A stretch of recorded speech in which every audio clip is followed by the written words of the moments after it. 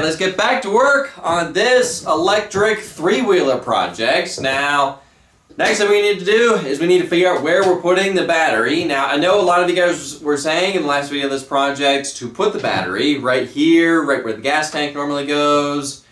And as awesome as it would be to put the battery right here, this battery is kind of massive. And unfortunately, it's not really gonna fit right here. It would stick out like that much. I could possibly get it to fit sideways in here, but then it's gonna be sticking out a lot on the sides. So yeah, pretty much the only spot for the battery is kind of right here underneath the bottom of the seat. So, oh, it's a heavy battery. So yeah, let's start building a battery box to just put the battery right here under the seat.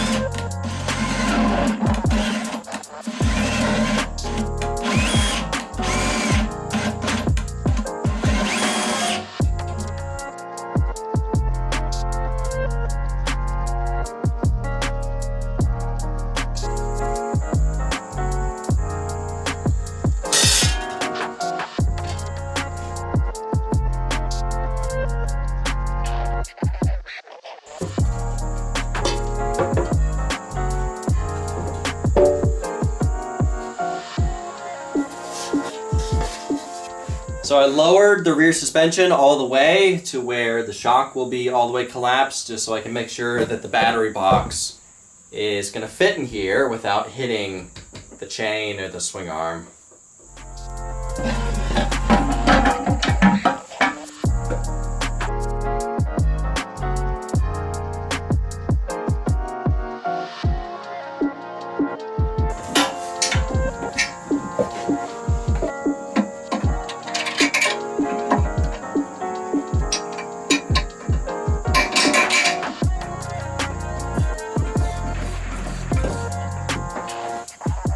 Yeah, I'll admit it kind of looks terrible having a giant battery box right there, but again, there's just not really any good spot on this frame for a battery box, and this was pretty much the only spot that I could figure out where to put it. So I may want to add some type of fenders on here, and if I do, I'll probably cover this and make it to where you can't really see it.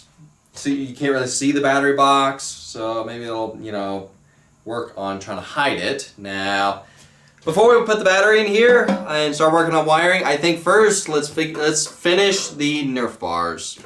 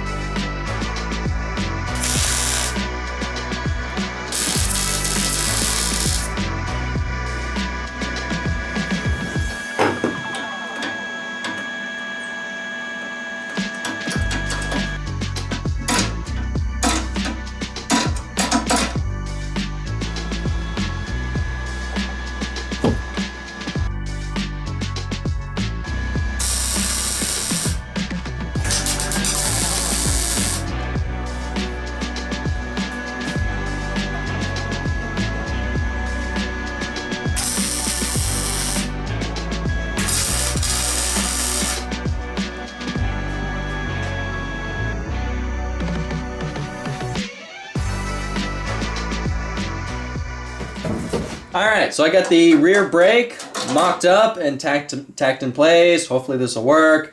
I also added these on both sides. These not only strengthen this up, but it also hopefully makes it to where it'll be a little bit harder for my foot to accidentally slide off of this and get sucked into the rear tire. Now, I do want to add some expanded metal on the bottom of these Nerf bars on both sides to make it to where my foot's not going to fall through here.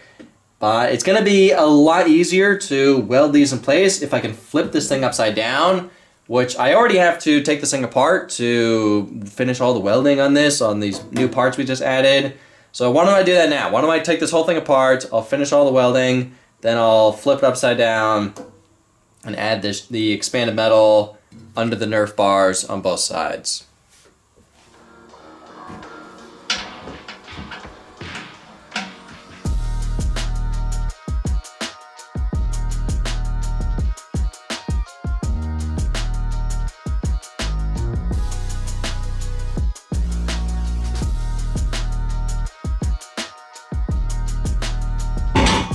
Yeah, it is not hard to disassemble this.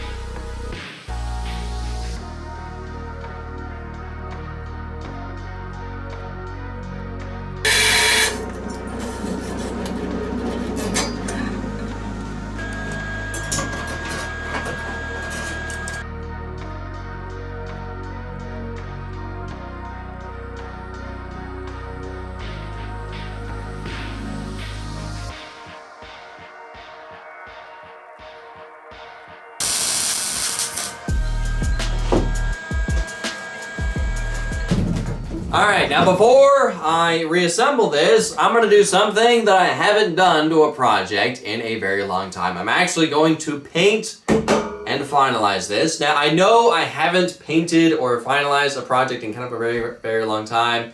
A lot of the stuff that I build is kind of just in the waiting process of waiting to take it off-roading again, to test its either new modifications or to test to see if it works or not. Because when I build these big, complicated projects, especially from scratch, like the mini trophy truck project, the mini rock crawler project, and even medium-sized projects like the Baja Bug and the muscle car, I like to take them off-roading a certain amount of times to make sure they're working properly, make sure they don't need any modifications. And 95% of the time, they don't work. Some problems here, some problems there, and a lot of the times they need either modifications or sometimes complete redesigns. And it's a lot easier to do that with the frame unpainted. That's why I kind of leave projects unpainted for a long time. So therefore, I can make sure that they're working properly. Then I paint and finalize the project. I know I haven't done that in a very long time. I haven't really had that many opportunities lately to go off-roading. So, because going off-roading by myself kind of sucks and it's not very safe. So, with this project, I think it's good enough. It's small. I'm pretty sure it's going to work. So I'm just going to hope that this works and doesn't need any modifications, doesn't need any, upgrades or anything. And let's just paint and finalize it. I'm going to paint it black just because it's kind of already black. And the swing arm, I'm going to paint silver because it's already silver. Half of it's already silver.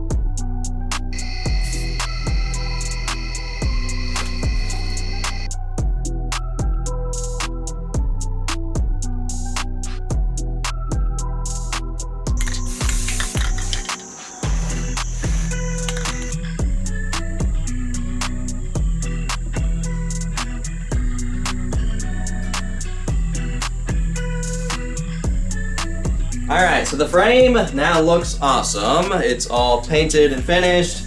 Let's start reassembly.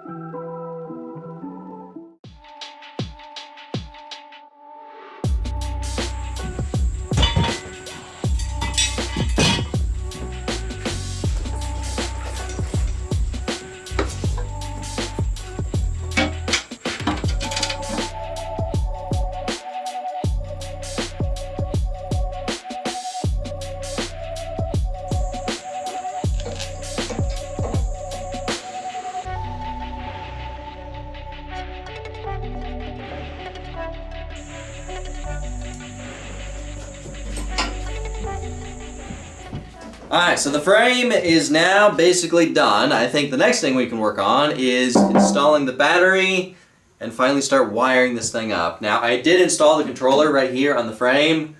Hopefully this is a good spot for it, as well as I do need to extend the shifter lever a little bit, so therefore my foot can actually shift a little bit easier. But first, I think let's start working on wiring this thing up.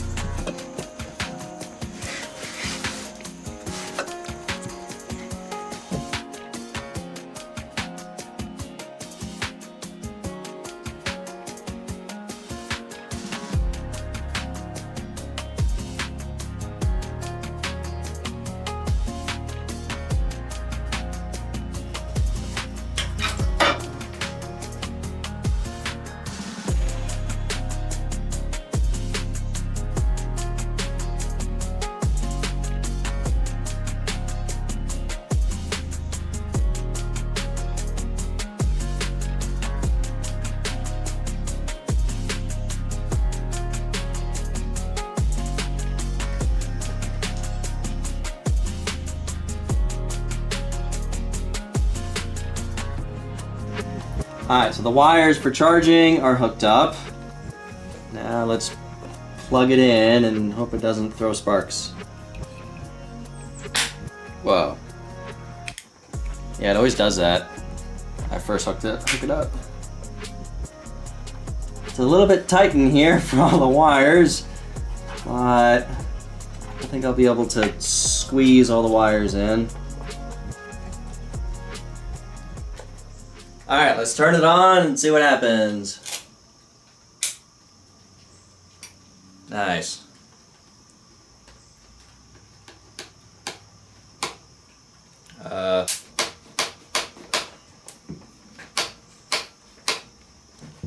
Alright, what do I not have hooked up? Let's, I have this on-off switch.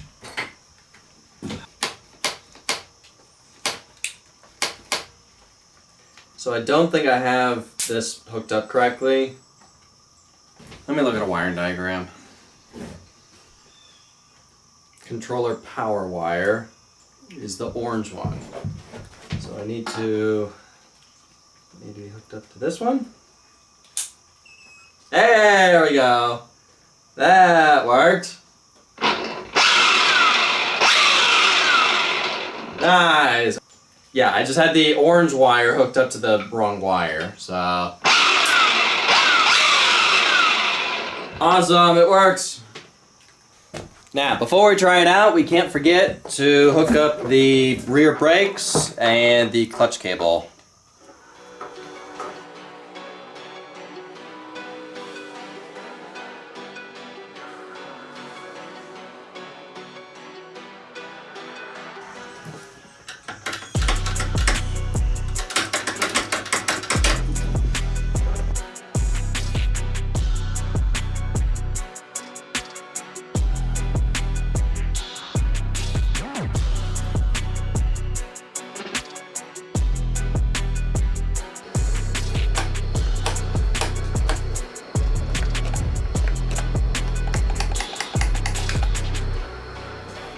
Now, I know some of you guys are going to argue that you don't need a clutch for an electric motor, which is true, but this electric motor is hooked up to this 6-speed transmission in this, what used to be an engine, so you still technically need the clutch for shifting gears. I know you can kind of get away with shifting gears without the clutch, but it just helps having it installed, especially for downshifting. And I didn't bother filming it, but I bled the rear brakes. So the rear brakes are now hooked up. Man, there's a lot of slop in this rear axle. Alright, can't forget about the gear shifter. I need to move this 1 3/4 inches forward.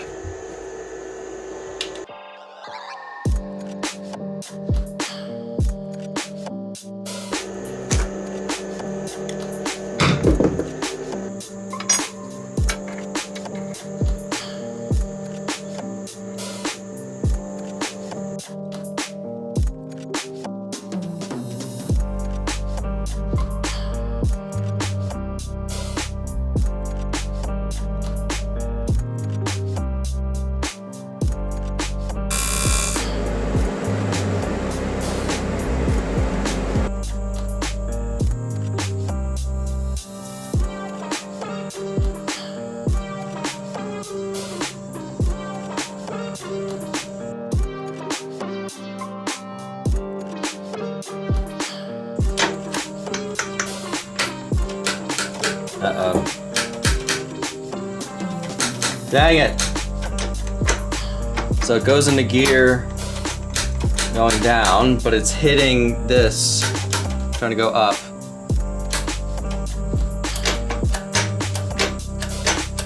So I had to bend it out a little bit to miss that right there, but now it shifts into gear.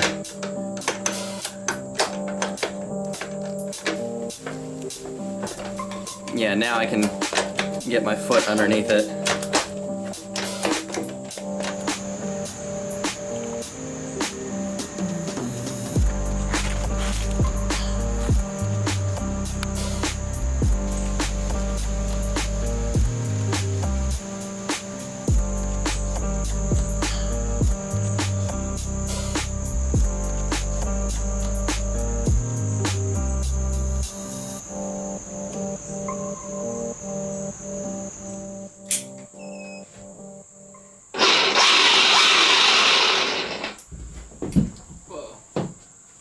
So first, I just want to see the tires spinning, just to see what it looks like.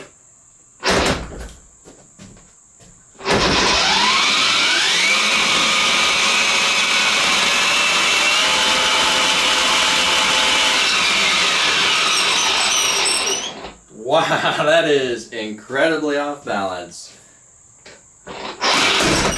Oh, wow.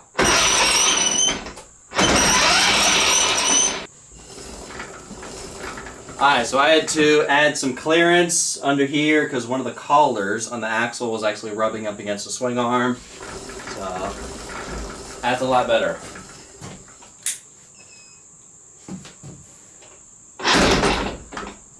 It's still really violent when it goes into it.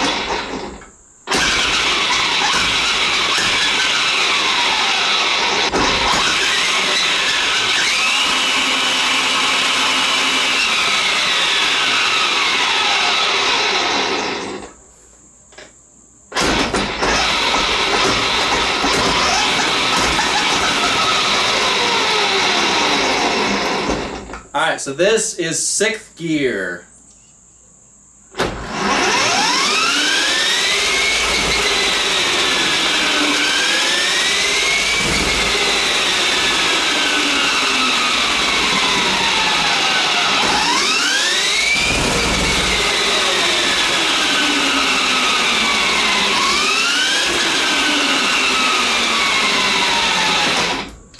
Yeah, I'm definitely putting a lot of faith in these little 2 bricks. Let's test reverse.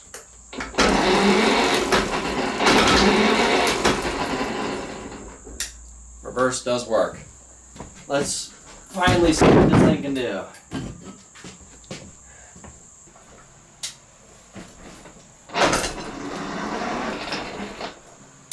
So this is first gear.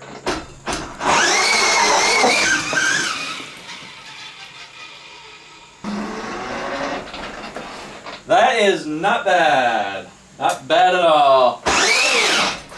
Nice.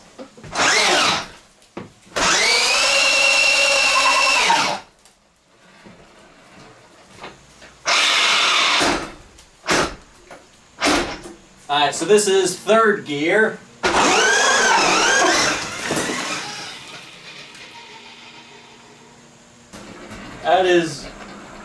That is impressive. Alright, now I gotta try sixth.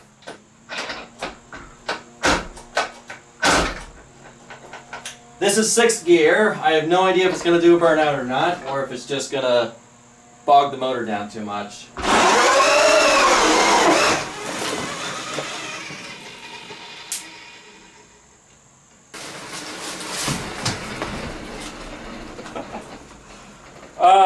Yep, this thing is awesome. Alright, so this is back to first gear.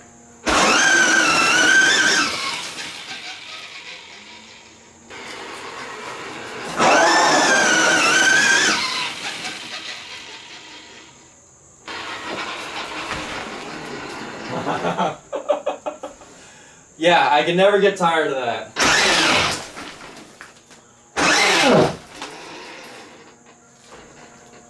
Now I know you guys give me crap for throwing a bunch of dirt in the shed, but you know what? It's the only cool thing that I can do around here. You know, this little area is the only spot in this yard that I can tear up. So that's why I do this. If I had anywhere else that I could tear up, I would do it anywhere else. This is the only spot that I have right now.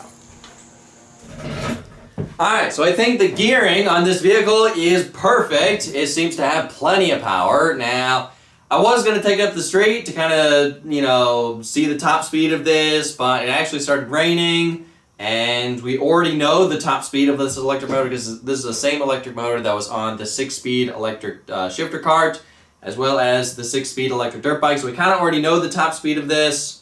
So I'm actually going to save the first test drive of this once we're at Mini Mayhem, which is actually coming up pretty soon. As I'm filming this, Mini Mayhem with cars and cameras is not for another month. But when I upload this video, it'll be, I think, either next weekend or the following weekend. And I'm definitely going to the next Mini Mayhem. I am bringing this vehicle as well as I am bringing the Grave Ninja. A lot of you guys were asking last time I went to Mini Mayhem if I was bringing the Grave Ninja. I didn't end up bringing it just because I didn't think, I don't know, I kind of wanted to bring some of the other newer projects, but because a lot of you guys were asking about the Grave Ninja, I'm actually going to bring it this time, as well as I am bringing the mini lifted muscle car with the new upgraded suspension. So, yeah, definitely excited for that. The first Mini Mayhem that I went to was an absolute blast, so this Mini Mayhem should be another blast. Now, with this vehicle, I think it's pretty much done. It's finished. It's ready for Mini Mayhem. I know I said I was going to add some type of fenders or some type of mud flaps on the back end of here. I don't really have time to do that before Mini Mayhem, so I may add those after Mini Mayhem, or I may just kind of leave it like this because I kind of like the look of it, even though it is going to throw a bunch of mud everywhere. I don't know. I don't know. We'll figure that out after Mini Mayhem, but anyway, I guess that's it for this video. Thank y'all for watching. I'll see ya in the next video.